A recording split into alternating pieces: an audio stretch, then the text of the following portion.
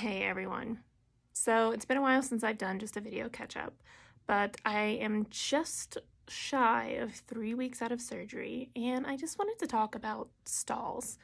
I see so many people just getting down on themselves because they've entered a stall and it's been 1 to 3 weeks, but here's the thing, those are natural because your body will acclimate to whatever lifestyle you're following, right? So if you're same protein, same water, same exercise day in and day out, your body's going to adjust and acclimate to that. That's the norm. So that's why it's so important to switch up our lifestyles and make sure that we are following the program correctly. So one of the things I wasn't doing because I had a hard time with it, and that was increasing my calorie intake. So by like 10 to 11 weeks, you should be close to 1,000, if not 1,100 calories.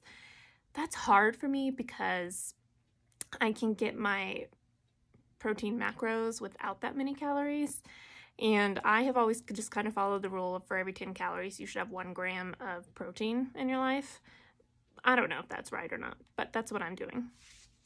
So I was only losing like 1 pound a week, and it was frustrating, but I was like, pound by pound, I'm going to do this. I'm going to hit my goal.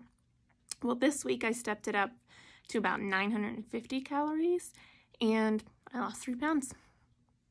Just like that, because my body had more energy to burn. So that was lesson number 1 in stalls. Lesson number 2, I increased my water. Seems so simple, but it works. So I get about 90 to 100 ounces a day. Sometimes I can get over 100 on a really good day.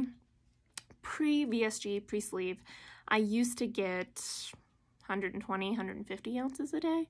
So I almost feel like I'm back to my norm in that aspect, but you have to consciously be thinking about it and be drinking water.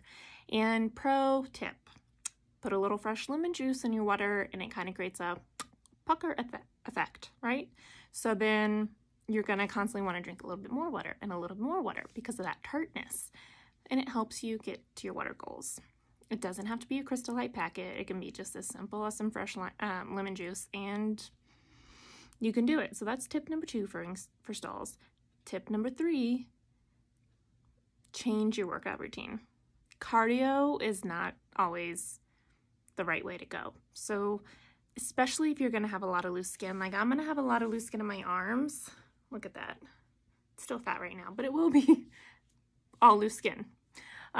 So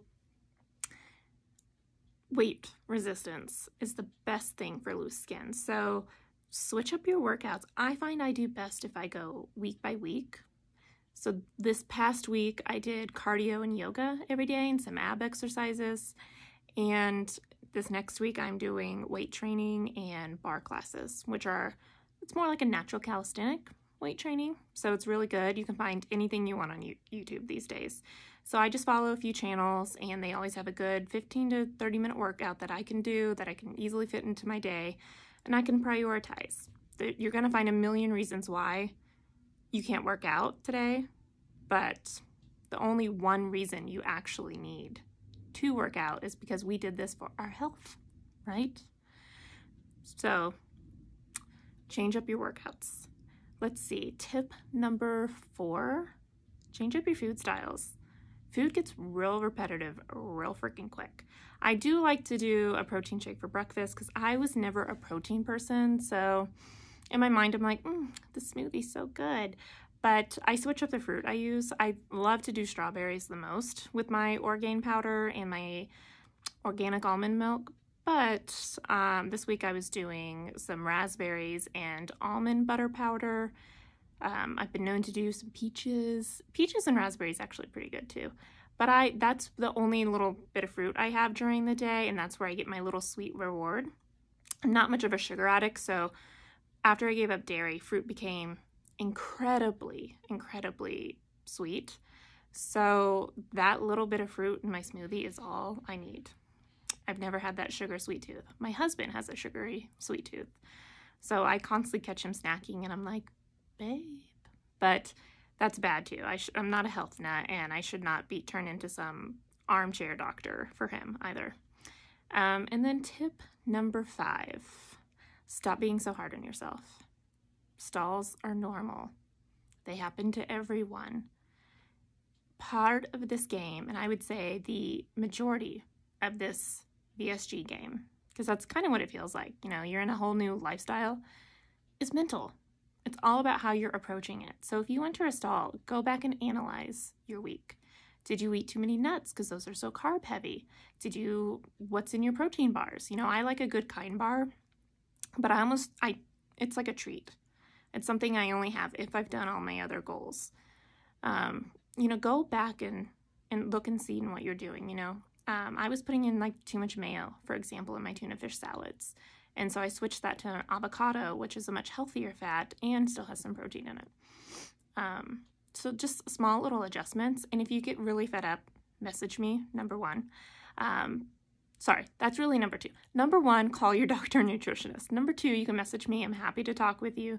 I've lost 38 pounds so far, and I have 39 more pounds to go. So my overall weight loss goal is 75 pounds.